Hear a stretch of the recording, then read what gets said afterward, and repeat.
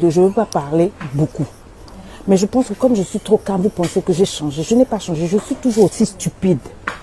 La même coach bec d'avant là, c'est au fond de moi. J'ai seulement mis des petites doses. Je me suis calmée parce que j'ai mal élevé là. C'est à vous que je veux parler. Vous pensez que parce qu'on ne parle pas, il n'y a que vous qui savez être un poulet. Il n'y a que vous qui savez framponner les gens. Je me suis calmée pour pouvoir sauver les gens, pour que les gens continuent de respecter le coaching. Sinon, je pouvais faire comme avant, continuer de framponner, de dire des bêtises. Je me suis stabilisée pour vous. Mais je pense que vous ne comprenez pas. Est-ce que vous avez partagé cette vidéo? Il s'est passé des choses où moi j'ai commencé à haïr, à ressembler à ceux qui me faisaient du mal.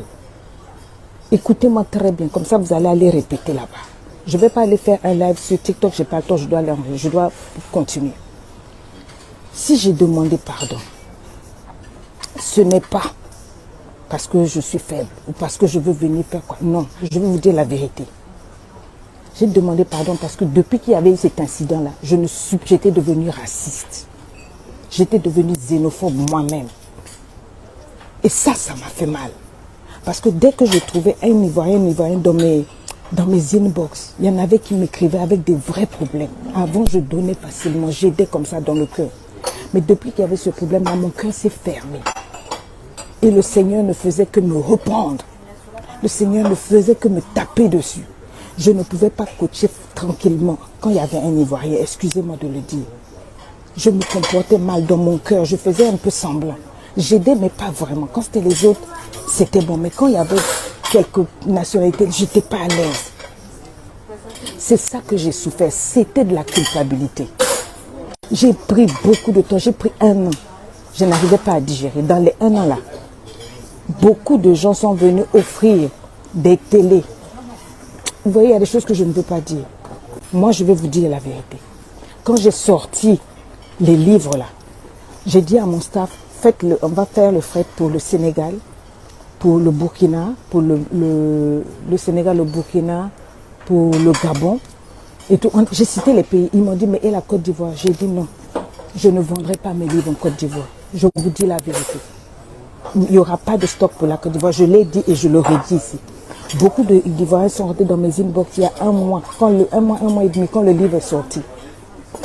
J'ai dit que on a écrit, il n'y aura pas de stock pour la Côte d'Ivoire. Ceux qui m'écrivent vont vous dire.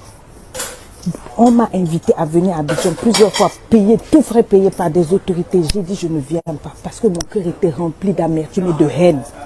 J'ai dit je ne peux pas. Mon frère aîné est enterré en Côte d'Ivoire. J'irai en Côte d'Ivoire simplement pour poser des fleurs sur la tombe de mon frère.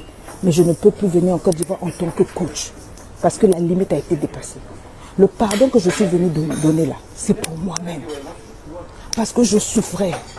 Je ne faisais pas le coaching. Je me comportais mal. Je m'en prenais à moi-même. J'ai fait ce pardon-là pour moi, pas pour vous. Pour moi-même. Donc que vous preniez mon pardon ou pas, je m'en fous. Je m'en fous. Ça fait 1 an et demi que je ne traite pas avec la Côte d'Ivoire.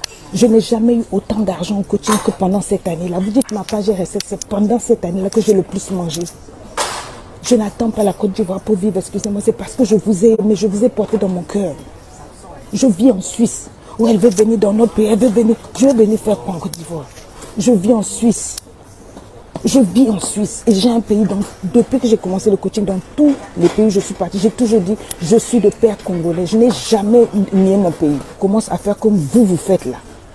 Parce qu'il y a des gens qui disent, on ne veut pas son pardon, on n'en veut pas, il faut qu'elle demande pardon ici, il faut qu'elle passe ici. J'ai dit, tu es qui? Tu es quoi? Vous me prenez pour qui même en fait? Je ne vous ai rien demandé. C'est pas la vidéo.